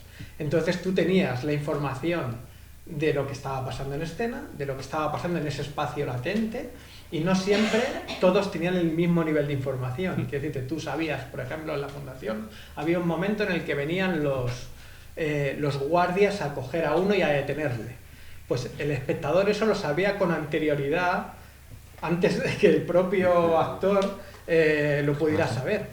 Eso en una obra dramática clásica, tú te enteras que vienen, pues, o porque hay un sonido de que vienen, pero eso es difícil de limitar, porque si hay un sonido que se oye, también lo van a oír los actores. Entonces, sin embargo, si lo proyectas, ya estás trabajando ese nivel de información diferente, y es muy difícil hacerlo de otra manera que no sea con vídeo, ¿sabes? O de una manera realista que no sea con vídeo, ¿no? Entonces, claro, veías a los tipos que iban a detener a este y empezabas a sufrir por ellos porque sabía lo que iba a pasar, ¿no? Entonces, eso te lo da la cámara, no te lo da otra cosa. Lo podías hacer con un vídeo pregrabado, sí, pero pierdes un poco lo del directo. El directo tiene una cosa que es intrínseca a lo teatral y a lo escénico, ¿no? que le da un puntito más, ¿no? Hay que tener cuidado con esto como todo, porque al final, si haces una obra que lo que haces es una retransmisión desde el principio hasta el final, pues no sabemos si ya estamos haciendo otra cosa, ¿sabes? Si estamos duplicando información, estamos dando otro punto de vista. Vamos a tener, Juan y yo, un proyecto dentro de poco, el año que viene, la mujer del teléfono, ¿sabes? La voz humana. Que claro, la mujer del teléfono. Claro, ahora mismo en el mundo contemporáneo hacer la voz humana ya no necesitas un teléfono. No. Eso es lo primero, ¿sabes? Ya no necesitas una persona que esté así todo el rato al lado de un teléfono con un cable más o menos largo, en el que vamos a utilizar cámara en directo. Ahí estoy pensando cómo utilizar esa cámara en directo, ¿no? O sea, ¿por qué utilizar esa cámara en directo o por qué no? Entonces, tiene un poco que ver, creo, también con esa subjetividad que da la cámara que decíamos antes, ¿no? O sea, la cámara condiciona la mirada, la cámara te dice dónde tienes que mirar con un ángulo, con una perspectiva, con una determinada iluminación. Entonces, te genera esa inmersión y en cierto modo esa oposición, ¿no? Me hace pensar un poco sin necesidad de espacios latentes lo que hace Katie Mitchell y lo que hace Milo Gau, que al final es tener un despliegue escénico de actores en una puesta en escena teatral, pero que está totalmente grabada y que estás viendo aquí una realización a tiempo real y estás viendo una obra de teatro y una película simultáneamente. Sí. Son dos códigos, son dos lenguajes. Eso es otra cosa. En principio, el texto es el mismo, narrativamente puede ser lo mismo, pero claro, estética y visualmente y cómo llega al espectador son dos cosas absolutamente distintas. Porque claro, en esta opción ya es completamente coreografiado para que tú veas un producto cinematográfico en la pantalla. O sea, ya es... Y a tiempo real. Ves plano a plano y estás viendo el mecanismo, o sea, estás viendo al El mecanismo, operador exacto. Haciendo, ¿sabes? Todo. La película. O sea, es una cosa graciosa también, ¿no? O sea, es una manera de utilizar la videoescena de manera graciosa. Bueno, ¿alguna pregunta? ¿Algún comentario? Sobre cómo se involucran ustedes, no solo sobre lo que se proyecta, sino también el lugar donde se proyecta. O sea, en el momento de estar empezando el proceso creativo, ¿qué tanto se involucran ustedes en pensar cómo se puede modificar la pantalla en la que se va a proyectar, ¿no? Más allá de explorar la pantalla blanca que está atrás de todo, al fondo, cuando te pasa si, no sé, se proyecta sobre mobiliario o sobre las partes del teatro o sobre personas, ¿cómo se involucran ustedes en eso? Absolutamente. Claro. Sí, sí, es una lucha además. O sea, lo primero, los espejos y las superficies brillantes no se pueden proyectar. Y eso se le tiene que meter en la cabeza a los escenógrafos. Cuando dicen, no, aquí hay un espejo y de repente se proyecta, no se puede, ¿sabes? Porque la luz rebota, o sea, esto es luz. Entonces, se pueden utilizar maneras como lo hemos visto lo de Unamuno para que se pareje un espejo y se proyecte, pero al fin y al cabo es un espejo espía con una pantalla detrás en la que se está proyectándose en la pantalla. Entonces, eso es fundamental para mí. Vamos, o sea, de hecho, mi mayor lucha siempre es, antes de que se decidan los materiales escenográficos, yo poder hacer pruebas sobre ellos. ¿Sabes? Que cada vez está más difícil gracias a los concursos públicos. Que tienes que presentarlo un año antes el concurso público de los materiales, entonces lo va a ganar el concurso no sé quién y ese ya está en el pliego y el pliego es el pliego. Eso es terrorífico. Entonces hay que adelantarse muchísimo y no siempre estás a tiempo para cambiar ese tipo de cosas, ¿no? Pero sí, es fundamental, ¿sabes? O sea, es absolutamente fundamental. No, y a la hora de plantear la proyección, que decías antes, se puede proyectar en una pantalla, que aparece como una pantalla, con cualquier superficie que decíamos, o como en un proyecto tuyo que Muerde un viajante, ¿no? En un soporte publicitario y lo que cambiaba era un soporte publicitario con la publicidad y ahí se proyectaba también. Había tres soportes publicitarios, si no me imagino. O en el cuerpo de un actor también se puede proyectar. Puede proyectar sombras o tal, o en el suelo, donde fuese, ¿no? Que depende de la propuesta. Hemos visto un ejemplo antes de una proyección en el suelo de Elvira Ruiz Zurita, aquí en 400 días sin luz, los que se proyectaban en el suelo y en los personajes, ¿no? Sí, lo de proyectar en materiales es fundamental. O sea, yo en Punk Rock, por ejemplo, una obra que hice hace unos años, Silvia de Marta me dijo, bueno, como entraste tarde, aquí tengo la escenografía, ¿dónde te pongo la pantalla? ¿Sabes? Y entonces dije, pensándolo, entonces era una escenografía de un aula como en isométrico, ¿no?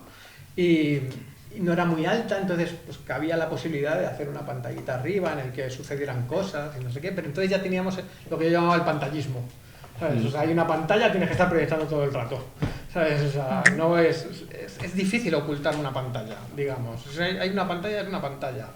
Entonces dije, no, ya tenemos pantalla, o sea, las paredes del aula, el suelo, la ventana, ya es todo una pantalla y jugamos toda la propuesta a partir de ahí, ¿no? Era un videomapping, ¿no? De diferentes partes y no sé qué. Pero sí, muchas veces nos empeñamos en que haya una pantalla cuando no siempre es necesario. Hay otras opciones que hemos visto, por ejemplo, aquí también, como en Todos pájaros de Mario Gas. Te lo iba a decir. ¿Sabes? En los que era una... En los que la pantalla tenía su valor propio y diferenciado de lo que es la escena. Aquí sí necesitábamos una pantalla. Bueno, pues estupendo, pero hay otras veces en los que la pantalla es una cortina que va desapareciendo de escena a escena y va cambiando, se proyecta aquí, eso desaparece, se proyecta aquí, después aquí, y va mutando a lo largo de toda la obra, ¿no? O en Macbeth, que también lo hemos puesto antes, ¿no? Dos superficies curvas que vienen hacia el espectador de madera, en las que son superficies proyectables. Hay muchísimas posibilidades a la hora de trabajar con los materiales y cada material tiene su propio... Eso. De repente, Mira, ¿no? qué utilidad. Disculpa. Un monstruo viene a verme en el que Mil disculpas. la instalación Ese monstruo. escenográfica ya de por sí es una instalación de pantallas. O sea que se puede usar desde muchos ámbitos, desde muchas posibilidades. El enemigo del pueblo que hice en el Teatro Real en febrero de este año era un pantallón de 38 metros de ancho por 8 metros y medio de alto. Se iba, o sea, desaparecía de la visión del espectador, ¿no? Que esa era la idea. De repente estamos hablando del enemigo del pueblo, en el que todo sucede en un sitio muy pequeño y muy cerrado, y sin embargo lo planteamos escenográficamente en una playa, en lo que tu visión tenía que perderse ¿sabes? En el horizonte. No quieres un espacio cerrado, sino abrirlo, todo lo contrario, ¿no? Pues de eso iba un poco también. Bueno, sí. La verdad que antes preguntabas que qué había que hacer para ser como tú, ¿no? Te habían preguntado qué hay que hacer, qué hay que estudiar. Digo que, ante todo, trabajar mucho, porque la verdad es que, Álvaro, has trabajado y has debido Pero porque la suerte que he tenido aprender también, sobre la práctica. Eso es el desarrollo constante. Sí. O sea, yo he tenido la suerte. Ahora ya los niños tienen que salir aprendidos de casa. O sea, quiero decirte, de repente viene gente nueva y les piden cosas que digo, pues si no tiene experiencia para aprender, ¿sabes? Para saber esto. Entonces, o sea, si yo ahora en esta actualidad quisiera dedicarme a esto, es muy complicado. ¿Sabes? Yo empecé de casualidad y la experiencia me ha dado la formación también. Y eso es innegable, ¿no? Bueno, creo que estamos llegando ya al final del tiempo más o menos. Si tenéis alguna pregunta más o...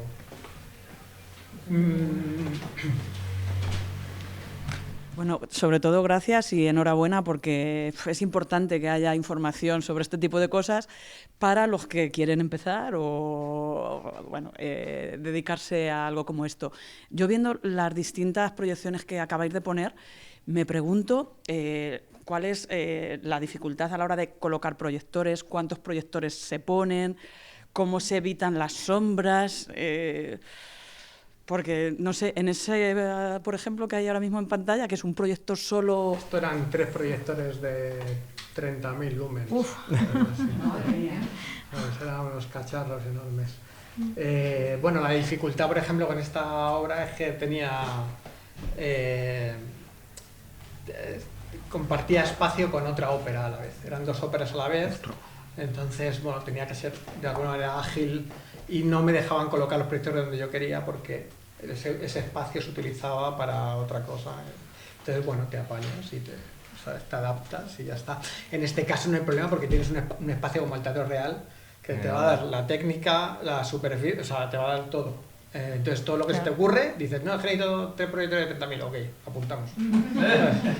No, es que para esto necesitamos 10 metros de fondo desde el final de la duna hasta la pantalla. 10 metros, bueno, venga, va. ¿Sabes? Entonces, quiero decirte que así es muy fácil, es más difícil hacerlo aquí, ¿sabes? O sea, cuando la gente dice, no, es que es una sala pequeña, no, esto es dificilísimo. Trabajar en una sala pequeña, en salas con poco presupuesto, eso es dificilísimo. Porque hay que hacer muchas cosas para que salga bien. Allí simplemente ya con el espacio ya sale bien.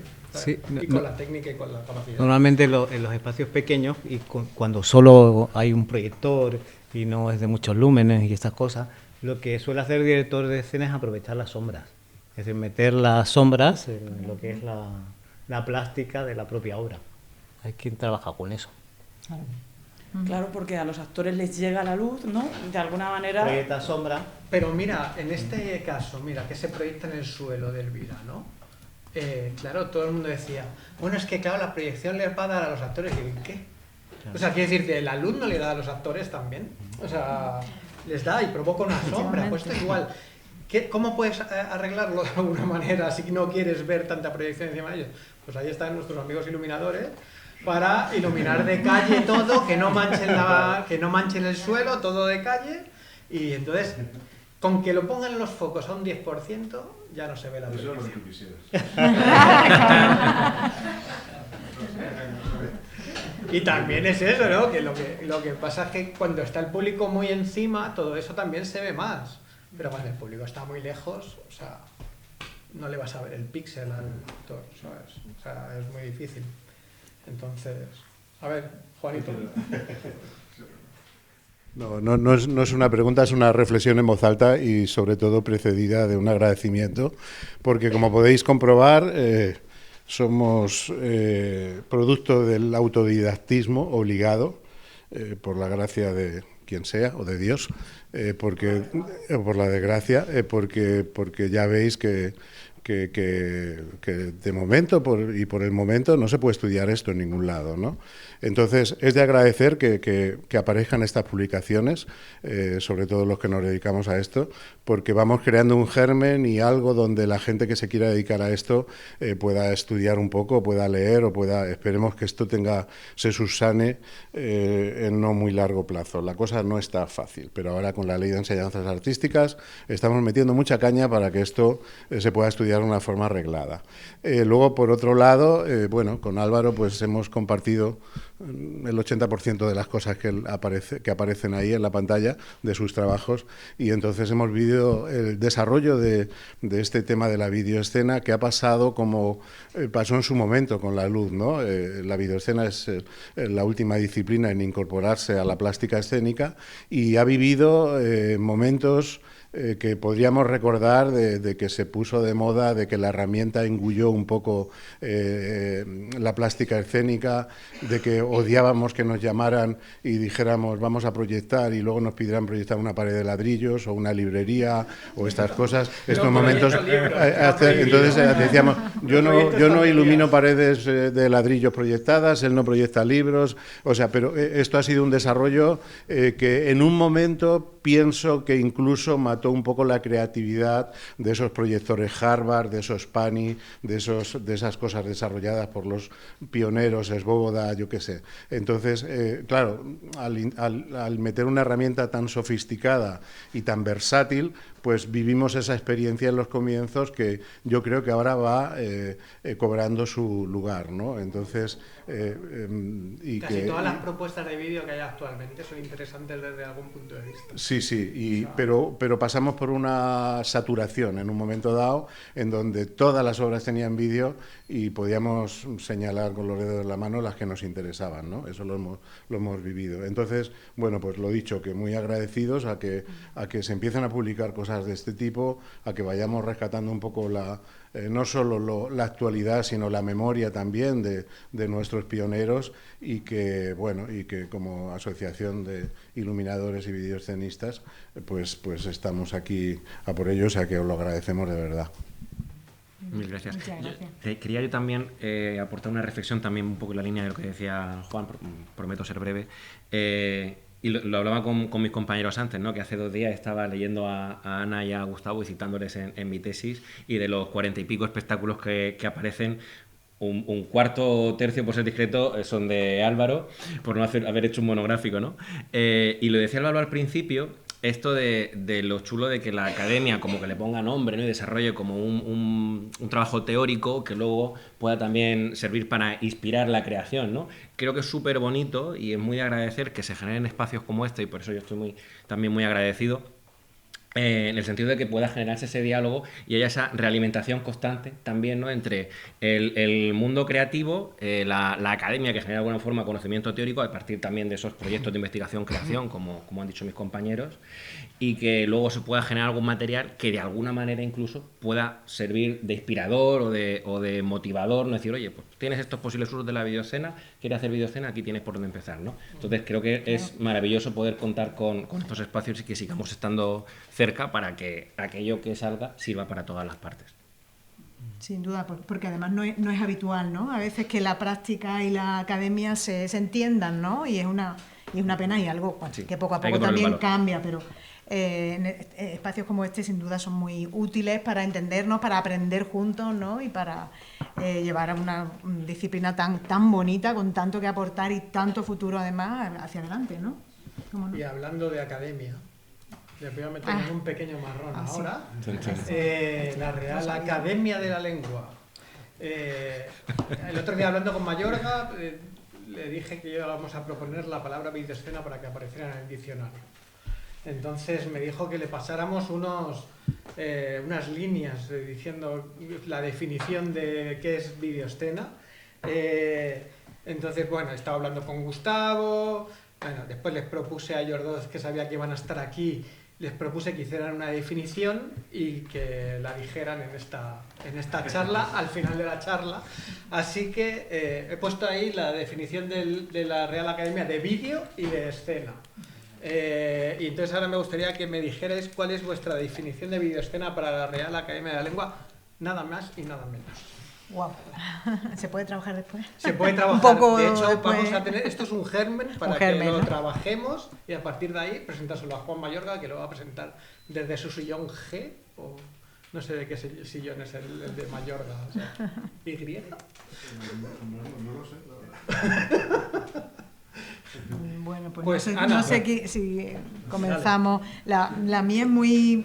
Además nos has dicho cortita y de práctica, ¿no? Cortita y práctica, para que porque sea me englobadora, dijo Juan además, Mayorga, ¿no? En Porque... el diccionario tiene que aparecer una definición que sea accesible a todo el público que lea el diccionario. Entonces, adelante. Bueno, pues creo que lo he dicho en algún momento o en alguna...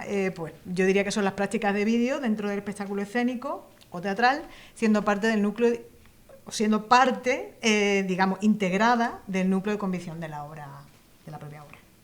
Algo así, cortito. Bueno, yo no voy a dar la definición, pero sí voy a dar elementos. Podría darla, tengo aquí una, pero creo que lo que sí habría que destacar es que dos acepciones.